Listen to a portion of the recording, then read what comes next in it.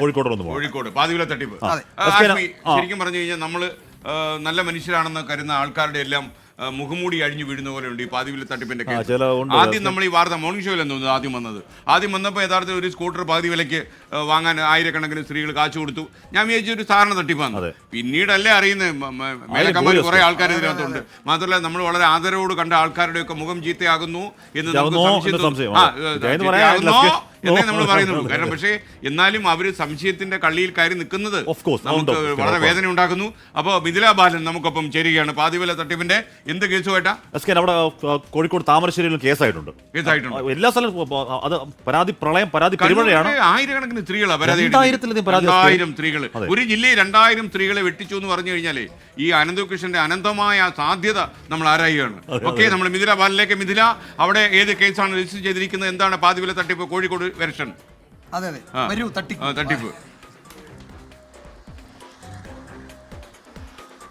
കോഴിക്കോട് ജില്ലയിലും പാതിവില തട്ടിപ്പുമായി ബന്ധപ്പെട്ട് കൂടുതൽ കേസുകൾ രജിസ്റ്റർ ചെയ്യുകയാണ്. ഏറ്റവും ഒടുവിൽ ഇപ്പോൾ താമരശ്ശേരി പോലീസ് സ്റ്റേഷനിലാണ്.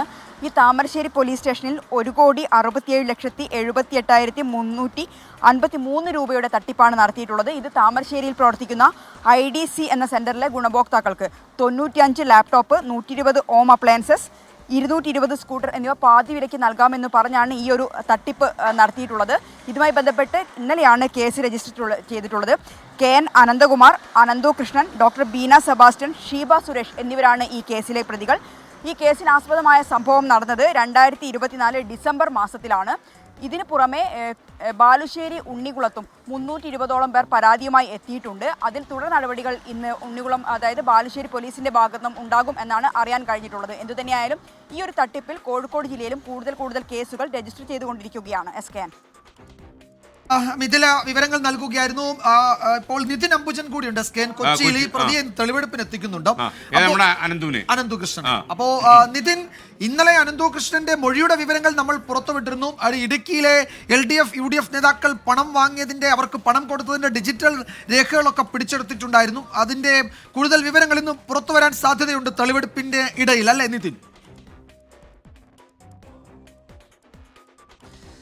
വിജുമാർ, ഗുഡ് മോർണിംഗ്. തീർച്ചയായും അത്തരം ചില സൂചനകൾ തന്നെയാണ് പുറത്തു വരുന്നത്. കാരണം ഇനിയും കൂടുതൽ കാര്യങ്ങൾ ചോദിച്ചറിയാനുണ്ട്. അത്തരം വിവരങ്ങൾ പുറത്തു വരും. ഇന്നലെ നമ്മൾ കേട്ട വിവരങ്ങളെല്ലാം തന്നെ ഞെട്ടിപ്പിക്കുന്നതാണ്. കാരണം ഇടപാട് ശൃംഖലയിൽ ആരൊക്കെയുണ്ട്, ഈ പണം എങ്ങനെ വിനിയോഗിച്ചു തുടങ്ങിയ കാര്യങ്ങളുടെ വിശദാംശങ്ങൾ തന്നെയാണ് പുറത്തു വന്നത്.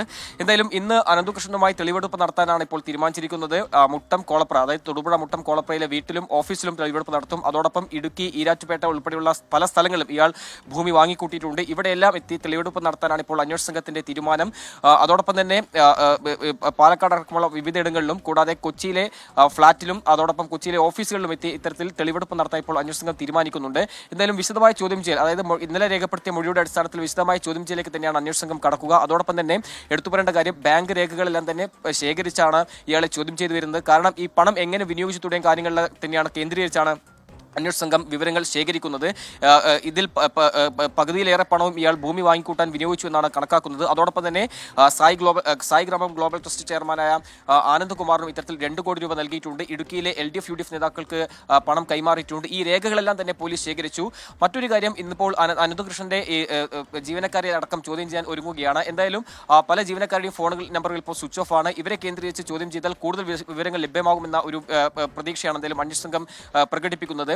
നേരത്തെ സൂചിപ്പിച്ചപ്പോൾ തന്നെ ബാങ്ക് രേഖകൾ കേന്ദ്രീകരിച്ചു അല്ലെങ്കിൽ ബാങ്ക് ഇടപാടുകൾ കേന്ദ്രീകരിച്ചുള്ള ചോദ്യം ചെയ്യൽ പുരോഗമിക്കുമ്പോൾ ഇന്ന് തെളിവെടുപ്പ് അടക്കമുള്ള കാര്യങ്ങൾ നടത്താനാണ് ഇപ്പോൾ അന്വേഷണ സംഘത്തിന്റെ തീരുമാനം. വിജയകുമാർ. നിതിൻ അംബുജനാണ് വിവരങ്ങൾ നൽകിയത്. പ്രതിയുടെ തെളിവെടുപ്പ് ഇന്ന് നടക്കും. ഒരു പക്ഷേ വളരെ പ്രധാനപ്പെട്ട വിവരങ്ങൾ ഈ വിഷയത്തിൽ വരാൻ സാധ്യതയുണ്ട് ഈ പകൽ എന്നാണ് നമ്മളുടെ ബ്യൂറോകൾ റിപ്പോർട്ട് ചെയ്യുന്നത്.